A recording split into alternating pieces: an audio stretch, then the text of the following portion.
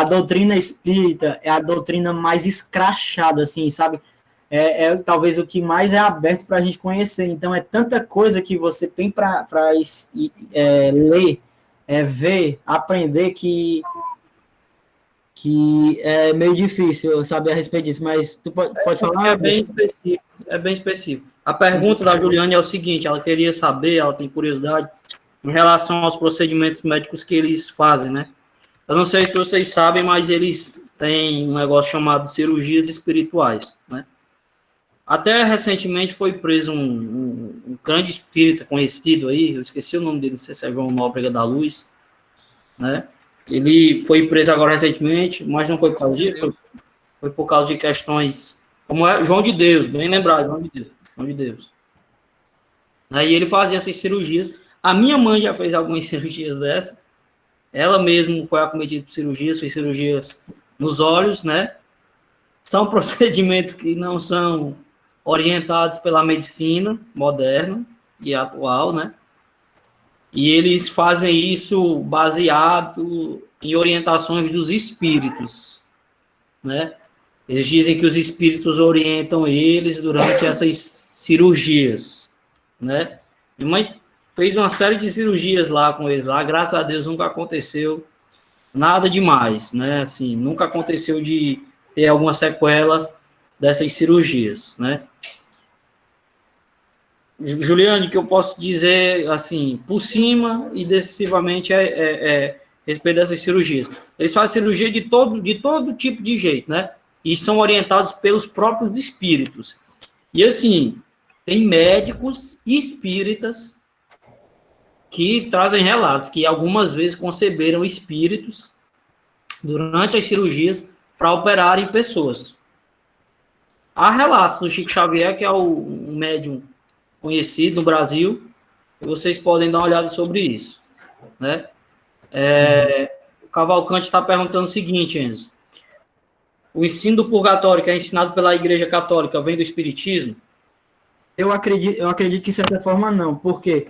Porque a gente só tem a compilação dos ensinos do Livro dos Espíritos, né, que é o primeiro livro do Kardec, em 1857.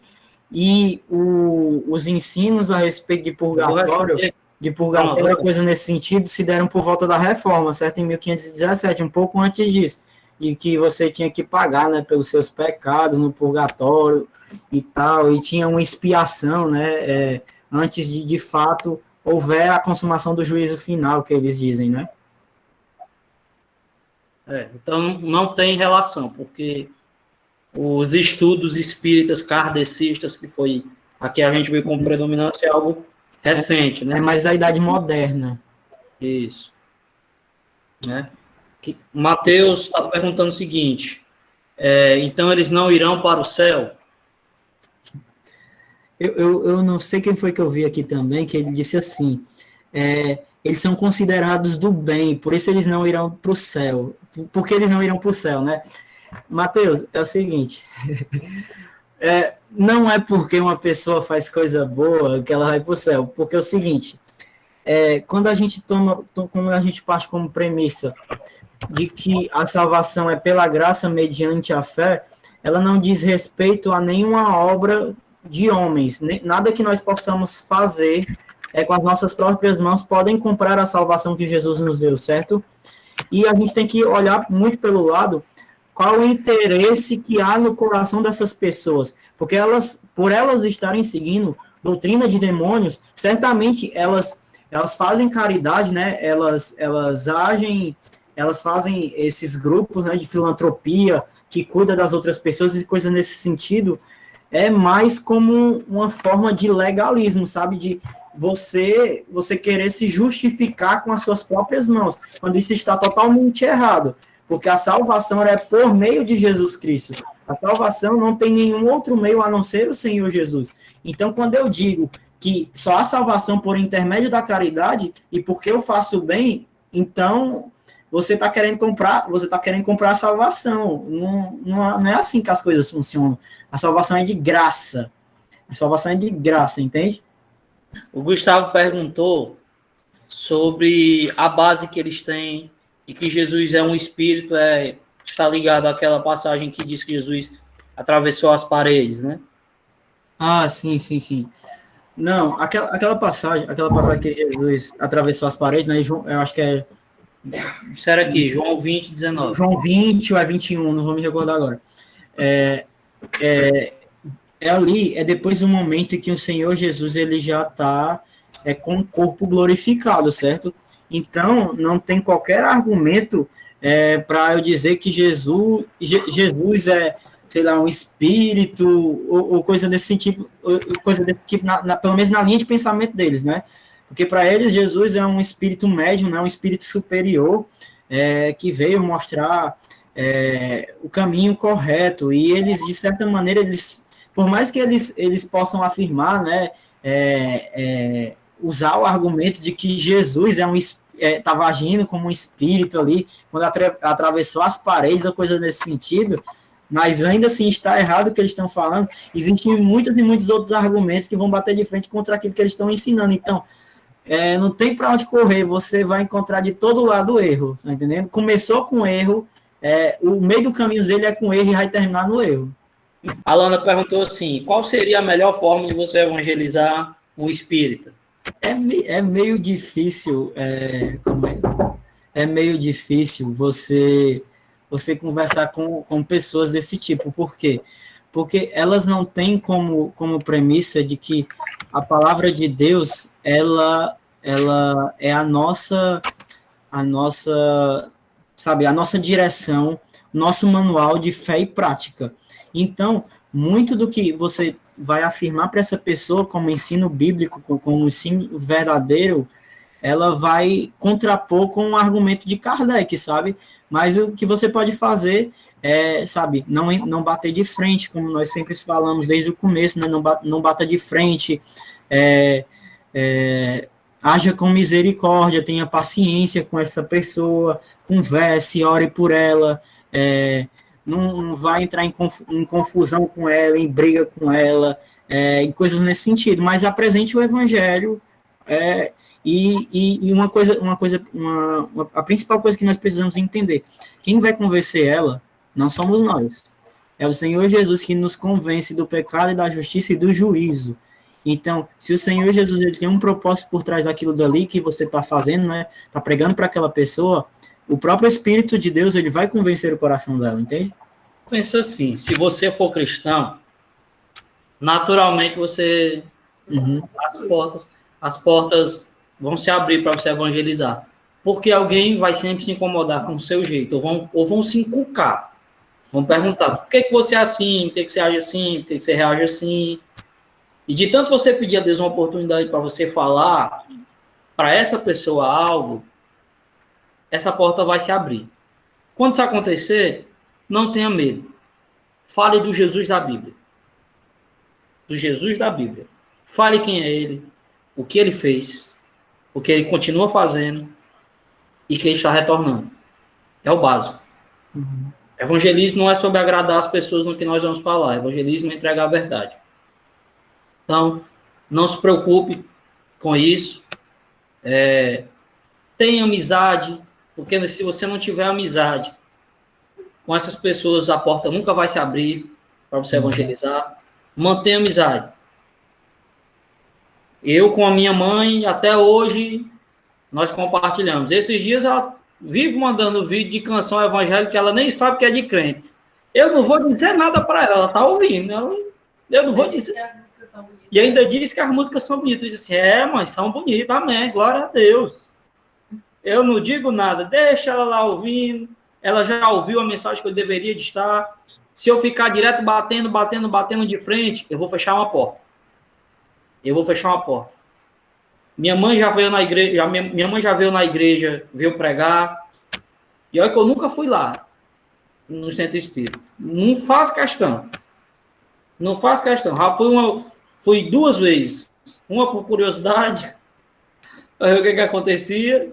E uma porque eu estava ainda tateando que era o cristianismo mesmo, né? Aí foi isso aí que ocorreu. Mas não se feche. Tenha uma amizade. Não tem outra maneira de evangelizar, a não ser você estando próximo de uma pessoa. Se a pessoa lhe perguntar, olha, você esteja pronto. É por isso que a gente está fazendo esse estudo aqui. Esteja pronto com essa palavra, porque as oportunidades vão surgir. A irmã Sayonara está perguntando assim, quantas revelações na igreja que os irmãos da revelação têm, dizendo que viu espírito maligno em tal lugar? Aí já é outra esfera. Isso daí já entra no aspecto do estudo dos dons espirituais, quando Paulo vai falar em 1 Coríntios 12, certo? Que a gente vai lembrar daquelas 3 classes, né, de dons espirituais, os dons verbais, né, os dons de língua e profecia. Isso.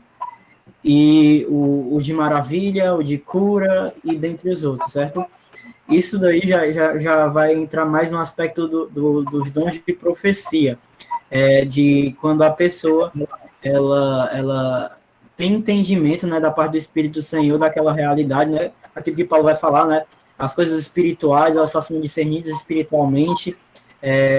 Então, existem determinadas pessoas, né, que o Senhor, ele dá de certa forma essa permissão, né, que ela perceba essa influência, né, essa influência negativa, coisa nesse sentido, através de revelação, sei lá, através de sonhos. O Anderson pode falar mais a respeito disso, que eu lembrei agora daquele exemplo que aconteceu daquele dia que a tua mãe, ela acabou, se eu não me engano, ela estava possessa, né, deitada na rede, e começou a gritar pelo teu nome e tal, e eu lembro que tu, se eu não me engano, tu tinha subido a escada, né, morrendo de medo e expulsando o demônio. Assim, é real. Eu vou dar 2 testemunhos. Eu tenho um amigo que ele me discipulou, o Arimateia Filho, Ari Filho. Um amigo, infelizmente, ele se afastou dos caminhos do evangelho, mas foi um dos maiores pregadores que eu já conheci. Infelizmente, hoje, ele é suplente do deputado Renato Rosendo do PSOL, né? Então, é um rapaz que eu tenho muito respeito.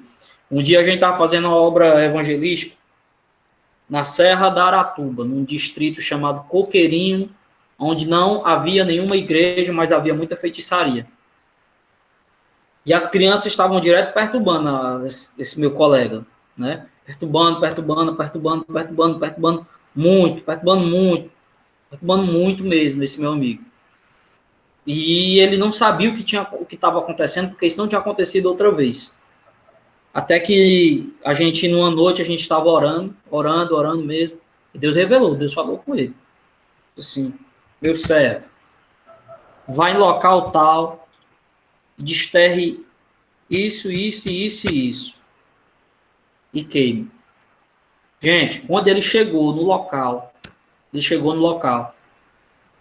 já foi com a paz. Isso é que é ter fé. Ó. Ele foi lá, já foi com a paz, desterrou tudo. Quando ele desterrou, tinha uma oferta de magia negra lá, para atrapalhar a nossa obra de evangelismo ali. Deus revelou a ele.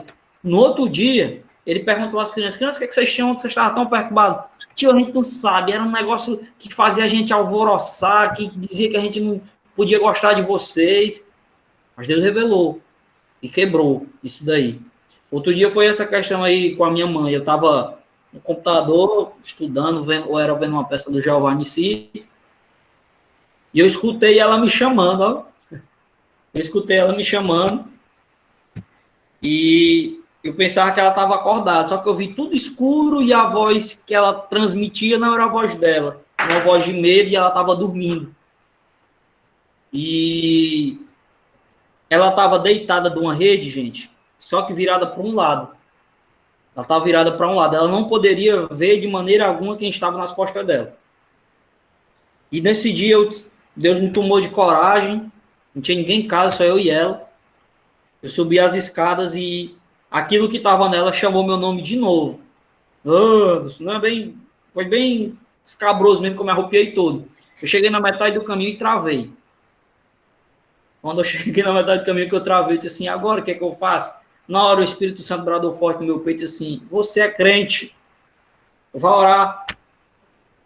Nesse momento eu me levantei, estendi a mão sobre a rei da minha mãe e disse, no nome de Jesus, seja lá quem você for, saia.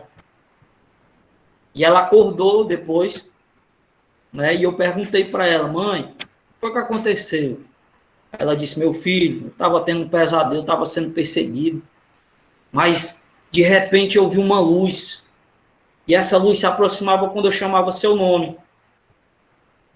E eu disse assim, como é que a senhora sabia que era eu disse assim, e aí ela disse, porque eu sei que só há uma luz nessa casa, meu filho. E essa luz é você que carrega o evangelho de Jesus. Eu nunca me esqueci disso. De como o mundo espiritual conhece o que ocorre. Então, é real, gente. É real, é muito real o mundo espiritual. É muito real o que acontece com pessoas sendo possessas, pessoas sendo atormentadas, perturbadas, sob batalha espiritual. É claro, tem gente aí que, pelo amor de Deus, estica a baladeira mesmo. Tem coisa triste, triste, triste, triste, triste mesmo. Mas tem muita coisa real. Um dia, é porque o Nadson não está aqui, mas o Nadson lembra. Um dia a gente estava num sábado, num culto de jovens na igreja. E um rapaz estava setado, ele ainda não estava manifestado. E nesse dia, era o tempo que eu frequentava muito a consagração, ele até o presente não se manifestou. Não se manifestou. Mas quando ele me viu, e o Nádio foi me chamar, disse, está acontecendo um negócio ali fora, vamos ali conosco. Quando eu cheguei na porta, que ele olhou para mim, ele se manifestou e disse logo na minha cara, e deu um grito, eu não vou sair. Eu não vou sair. Aí eu dei outro grito de volta. Cala a tua boca no nome de Jesus. Que os meninos que estavam perto ficaram assim, que ele travava os dentes, que ele não conseguia falar. Porque naquele momento eu ministrei a palavra de Jesus. Vocês têm uma ideia do que é o mundo espiritual. Mas para vocês terem uma ideia também, que espírito não é gente morta que voltou. É demônio. Como não tem mais alguma pergunta? Acho que não tem mais. A gente vai partir para o encerramento. Semana que vem, Adventismo. Fique de olho, tá bom?